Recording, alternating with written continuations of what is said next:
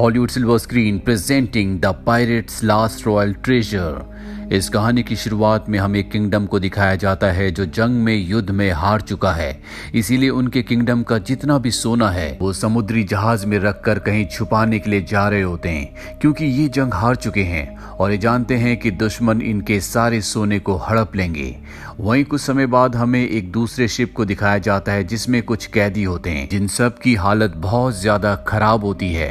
दरअसल इन सब को समंदर के बीच में सजा के तौर पर मरने के लिए छोड़ दिया गया है और अब इन्होंने जीने की भी उम्मीद छोड़ दी है। पर इससे पहले कि इन सब की जान जाती, तभी यहाँ पर एक बहुत बड़ा समुद्री जहाज आता है जिसकी कैप्टन एक लड़की होती है। वो जब इन सब को देखती है तो उसे इन पर तरस आ जाता है, इसीलिए वो इन सब को अपने बड़े जहाज पर बुला लेती है। अब इन सब को इस जहाज पर कुछ वक्त हो चुका है। इन्हें 3 महीने इस जहाज पर बीत जाते हैं और एक दिन ये बड़े जहाज की कैप्टन के पास जाते हैं और उसे बताते हैं कि हम पहले पायरेट्स थे, यानी कि समुद्री जहाजों को लूटते थे।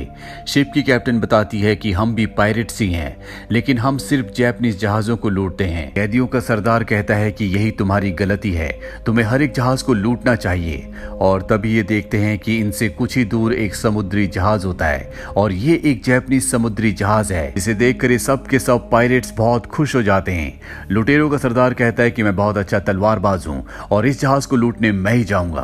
और इसके बाद वो जापानीज के जहाज पर चला जाता है। यहाँ पर जो शिप की कैप्टन होती है वो भी उसका साथ देने के लिए वहां पर जाती है और ये वहां जापानीज सिपाहियों से लड़ते हैं। ये दोनों ही बहुत अच्छे तलवारबाज होते हैं और जब ये लगभग शिप के हर एक इंसान पर हावी हो चुके होते हैं, इस शिप की कैप्टन का एक आदमी आता और बताता है कि इस शिप में कोई भी कीमती सामान नहीं है, ना इसमें खाने पीने की चीजें हैं। ये सुनकर ये सब के सब हताश हो जाते हैं। शिप की कैप्टन पूछती है कि तुम इतना बड़ा जहाज लेकर इतने सारे लोगों के साथ बिना खाने पीने के लिए कहाँ निकले हो।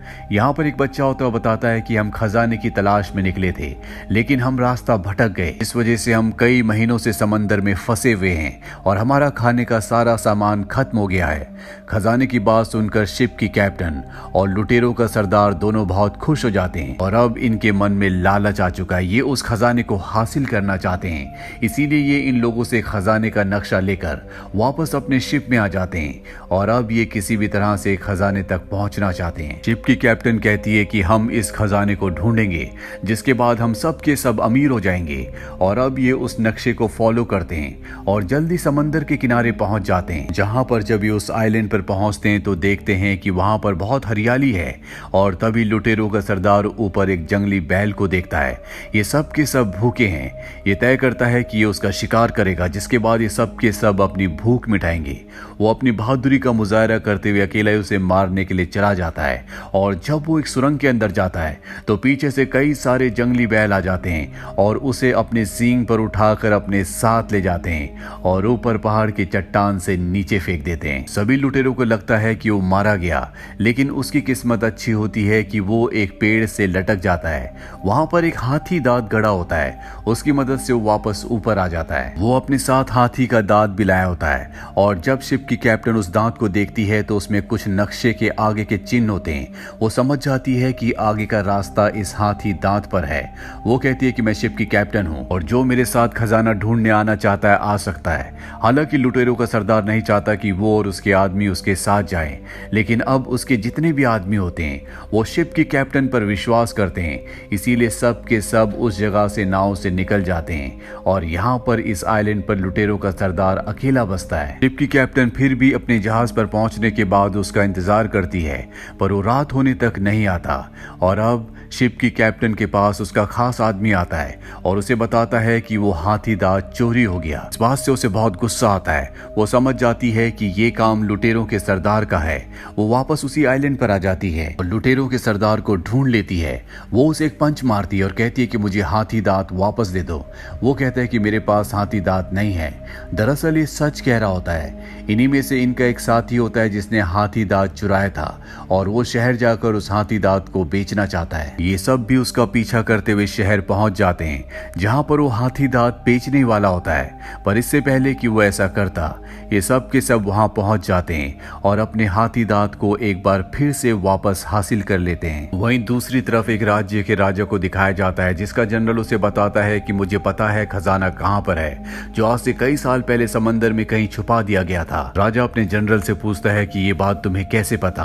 वो बताता है कि जिस आदमी ने खजाना छुपाया था उसकी पत्नी ने मुझे बताया है, और अब ये राजा भी चाहता है कि ये उस खजाने को हासिल करे, और ये भी अब खजाने की तलाश में निकल पड़ते हैं। वहीं शिप की कैप्टन चोरों के सरदार को और इन सब के साथियों को दिखाया जाता है जिनके पास हाथी दांत है।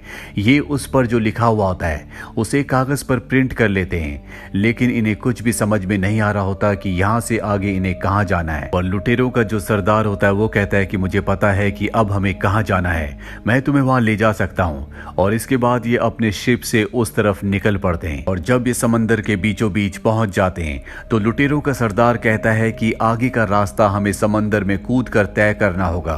और अब ये सब के सब समंदर में कूद जाते हैं। इसके बाद इस समंदर के नीचे गोता लगाते हैं और एक गुफा से होते हुए ये एक दूसरी जगह निकल जाते हैं जहां पर बहुत सारी केव्स होती हैं। लुटेरों का सरदार कैप्टन को कहता है कि तुम सब की कैप्टन हो, अब हमें आगे का रास्ता बताओ। दरअसल वो उसका मजाक उड़ा रहा होता है, और ये शिप की कैप्टन के एक आदमी को बिल्कुल अच्छा नहीं लगता, इसीलिए वो लुटेरों के सरदार के ऊपर हमला कर देता है। वो बहुत अच्छा फाइटर है, इसीलिए वो उसे उठाकर पत्थरों पर फेंकता है और पत्थर अपनी जगह से हट जाते हैं। दरअसल केव का आगे का रास्ता यहाँ से होता है, और अब ये सब के सब मशाले लेकर आगे बढ़ते हैं जहां पर इन्हें बहुत सारी चांदी मिलती है। सब के सब बहुत खुश हो जाते हैं, लेकिन यहाँ लुटेरों का सरदार कहता है कि ये असली खजाना नहीं है, ये हमें धोखा देने के लिए यहाँ पर छोड़ा गया है ताकि हम इसे खजाना समझ लें। और तभी उसे वहां पर एक झंडा दिखता है जिस पर ड्रैगन का चित्र बना होता है। लुटेरों का सरदार उसे ध्यान से देखता है और बताता है कि ये ड्रैगन नहीं बल्कि ये खजाने के आगे का रास्ता है। अब जब वो देख ही रहा होता है कि तभी एक जोरदार धमाका होता है। दरअसल बाहर राजा का जनरल अपने लोगों के साथ पहुंच चुका है। उसे इस जगह के बारे में पहले से पता था। जब वो लुटेरों के सरदार को देखता है तो गुस्से से आग बबूला हो जाता है, क्योंकि ये दोनों एक दूसरे को पहले से जानते हैं। ये दोनों एक दूसरे के दुश्मन हैं। इन दोनों के बीच में एक भयानक फाइट होती है, और इसी फाइट के दौरान चांदी के भरे हुए एक बक्से को रस्सी से बांधकर लुटेरों का सरदार अपनी कमर पर बांधकर पानी में कूद जाता है, जिससे वो समंदर की गहराइयों में जाने लगता है। लेकिन शिप की कैप्टन वहां पहुंच जाती है और उसे बचाने की कोशिश करती है। वो उसकी रस्सियां खोल देती है, लेकिन अब वो खुद भी डूब रही होती है। और इससे पहले कि इन दोनों की जान जाती, यहाँ पर एक बहुत बड़ी वेल मछली आती है जो इन दोनों को अपने मुंह के अंदर निगल लेती है, और अगले पल उसका पेट फट जाता है, जिस वजह से लुटेरों का सरदार और शिप की कैप्टन पानी से ऊपर उछलते हैं और वापस अपने शिप पर आ जाते हैं। वहीं हमें जनरल को दिखाया जाता है जिसे वहां पानी में तैरता हुआ झंडा दिख जाता है जिस पर ड्रैगन बना हुआ है, और वो उसे देखकर समझ जाता है कि खजाने का आगे का रास्ता यही है। वहीं शिप में कैप्टन और लुटेरों के सरदार जिनके पास अब नक्शा नहीं है वो परेशान होते हैं। यहाँ इन्होंने उस आदमी को भी बंदी बना रखा होता है जिसने पहले इनका हाथी दांत चोरी किया था, और अब वो बताता है कि जिस ड्रैगन की बात तुम कर रहे हो मुझे पता है कि वो रास्ता किस तरफ है, मैं तुम्हें वहां ले जा सकता हूँ, पर वो जगह बहुत ही खतरनाक है, वहां पर हर वक्त बिजलियां चमकती रहती है। दरअसल ये बहुत सालों से यानी कि बचपन से ही एक पायरेट है। इसने समंदर के लगभग हर एक इलाके को देखा है और एक बार ये वहां पर जा चुका है। और रास्ता दिखाने से पहले ये एक शर्त रखता है। ये कहता है कि मैं तुम्हें रास्ता तभी बताऊंगा जब तुम मुझे इस शिप का नया कैप्टन बना दोगे। ये सुनकर इस शिप की कैप्टन को बहुत गुस्सा आता है, लेकिन उसे इसकी बात माननी पड़ती है, और अब ये इस शिप का नया कैप्टन है। सबको बताता है कि हमें किस तरफ जाना है। वहीं शिप की पुरानी कैप्टन को दिखाया जाता है जिसे खाना बनाने का काम दिया जाता है, लेकिन वो खाना बहुत ही गंदा बनाती है जिसे कोई भी नहीं खाता। लेकिन लुटेरों का सरदार उसके खाने की बहुत तारीफ करता है। दरअसल अब ये इस लड़की से यानी कि कैप्टन से प्यार करता है। अब कई दिनों के सफर के बाद ये उस जगह पहुंच जाते हैं जहां पर खजाना है। यहाँ पर बहुत जोरों से बिजलियां चमक रही होती है, और एक बिजली इनके पानी के जहाज के ऊपर भी आकर गिरती है जिससे सब के सब डर जाते हैं। लेकिन ये हार नहीं मानते, लगातार आगे बढ़ते रहते हैं। जनरल भी अपना शिप लेकर यहाँ पहुंच चुका है। उसे पता था कि यहाँ पर बहुत सारी बिजलियां गिरेंगी, इसीलिए उसने अपने शिप के साथ बहुत सारी पतंगे लगा रखी होती है ताकि बिजली बिजलियां उन पर गिरे और इनके शिप को नुकसान ना पहुंचे। और अभी दोनों के दोनों शिप आगे बढ़ते हुए एक आइलैंड पर पहुंच जाते हैं जहां का वातावरण पूरी तरह से शांत होता है। और ये देखते हैं कि इस आइलैंड पर एक बहुत ऊंचा पहाड़ है जिसके ऊपर काले बादल हैं और लगातार वहां पर बिजलियां गिर रही हैं। ये समझ जाते हैं कि खजाना वहीं पर है। दरअसल पुरानी कैप्टन और लुटेरों का सरदार अलग होते हैं और इनकी बाकी टीम कहीं और होती है। लुटेरों का सरदार पुरानी कैप्टन से कहता है कि मैं देख कर आता हूँ, तुम यहीं पर रुको, और वो अकेले ही उस तरफ चल पड़ता है। वहीं नए कैप्टन को दिखाया जाता है जो सबको अजीब अजीब से ऑर्डर्स दे रहा होता है जिससे सबके सब परेशान हो जाते हैं, थक जाते हैं और सबको गुस्सा आता है। इसीलिए वो उसे मारने के लिए उसके पीछे भागते हैं। वो पत्थरों के पीछे छुप जाता है और तब उसके सामने एक पेंगुइन आता है और वो देखता है कि उसके मुंह में सोना है। वो अपने सभी साथियों को बुलाता है, लेकिन जब उसके सभी साथी वहां पर आते हैं तो देखते हैं कि पेंगुइन वहां से उड़ चुका है। उन्हें लगता है कि इनका नया कैप्टन इन्हें झूठ बोल रहा है, वो इन्हें बेवकूफ बना रहा है। इससे पहले कि ये नए कैप्टन को पानी में फेंक देते, पेंगुइन इनके पीछे आ जाता है और उसके मुंह में अब भी सोना दबा हुआ होता है। ये देखकर सब खुश होते हैं क्योंकि ये सही आइलैंड पर है, खजाना यहीं कहीं है। वहीं लुटेरों का सरदार जब उस चट्टान पर, उस पहाड़ पर पहुंचता है तो देखता है कि जनरल पहले ही वहां पर पहुंच चुका है। उसके साथ उसके बहुत सारे साथी भी हैं, लेकिन हर जगह बिजली गिरने की वजह से यहाँ पर जनरल के बहुत सारे लोग मारे जाते हैं। जनरल देखता है कि सिर्फ एक जगह पर बिजली नहीं गिर रही और वो अपने सैनिकों को, साथियों को ऑर्डर देता है कि इस जगह खुदाई की जाए। और जब वो उस जगह को खोदते हैं तो वहां पर एक संदूक निकलता है जिसके अंदर ड्रैगन का एक मुखौटा होता है। और तब ये देखते हैं कि लुटेरों का सरदार भी वहां पर है जो छुप कर इन्हें देख रहा होता है। ये तीर से उसके ऊपर हमला करके उसे नीचे गिरा देते हैं, लेकिन लुटेरों का सरदार उस ड्रैगन के मुखौटे को हासिल कर लेता है और जनरल से कहता है कि अगर तुम्हें ये मुखौटा चाहिए जिससे तुम्हें खजाने के आगे का रास्ता पता चलेगा तो तुम्हें मुझसे लड़ना होगा। जनरल इस बात के लिए मान जाता है और अब इन दोनों के बीच में एक घमासान फाइट होना शुरू हो जाती है। वहीं हमें शिप की पुरानी कैप्टन को दिखाया जाता है जिसके शिप के ऊपर जनरल के लोगों ने हमला कर दिया होता है और वो अपने शिप को बचाने के लिए उनका सामना करती है, उनसे लड़ती है।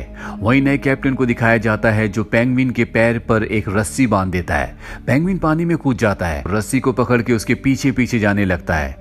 वहीं लुटेरों के सरदार को और जनरल को दिखाया जाता है जो एक दूसरे से लड़ रहे होते हैं और इसी लड़ाई के बीच में लुटेरों के सरदार के हाथ से मुखौटा छूट जाता है जो चट्टान से सीधा समंदर में गिरता है। जहां नया कैप्टन पहले से होता है वो उस मुखौटे को उठा लेता है और जब वो उस मुखौटे को ध्यान से देख रहा होता है तो देखता है कि सामने उसी तरह की एक चट्टान है जहां पर गुफाएं हैं। वो समझ जाता है कि उन्हीं गुफाओं के अंदर वो खजाना है। वहीं ऊपर दिखाया जाता है जहां पर लुटेरों का सरदार जनरल एक दूसरे की जान लेना चाहते हैं, लेकिन यहाँ पर लुटेरों का सरदार बिजली गिरने से पहले अपनी तलवार हवा में उछालता है तो बिजली उसकी तलवार पर चमकती है और वो तलवार सीधा जनरल के आर पार हो जाती है जिससे उसका खात्मा हो जाता है। वहीं नए कैप्टन को दिखाया जाता है जो गुफा के अंदर पहुंचता है। वहां पर उसे वो जहाज मिल जाता है जिसके अंदर खजाना है जो कई सालों से यहाँ पर छुपाया गया था और वो उस जहाज को लेकर बाहर आ जाता है जहां पर उसके सभी साथी खजाने से भरे हुए जहाज को देखकर खुश हो जाते हैं। दरअसल इनका जहाज अब पूरी तरह से तबाह हो चुका है, इसीलिए सब के सब इसी खजाने वाले जहाज पर आ जाते हैं। लुटेरों का सरदार और शिप की पुरानी कैप्टन भी अब यहाँ पर है। सब ने खजाने को हासिल कर लिया। इसका मतलब ये है कि ये सब के सब अब बहुत ज्यादा अमीर है। यहाँ पर लुटेरों का सरदार और शिप की जो कैप्टन होती है अब ये एक दूसरे की तरफ देख रहे होते हैं, जिसका मतलब ये है कि ये दोनों एक दूसरे को अब बहुत पसंद करते हैं और इन दोनों ने एक दूसरे के प्यार को एक्सेप्ट कर लिया है। इसके बाद इनके जहाज को घर की तरफ जाते हुए दिखाया जाता है और इसी के साथ ये फिल्म, ये कहानी यहीं पर खत्म हो जाती है। उम्मीद करते हैं कि ये कहानी आपको पसंद आई होगी।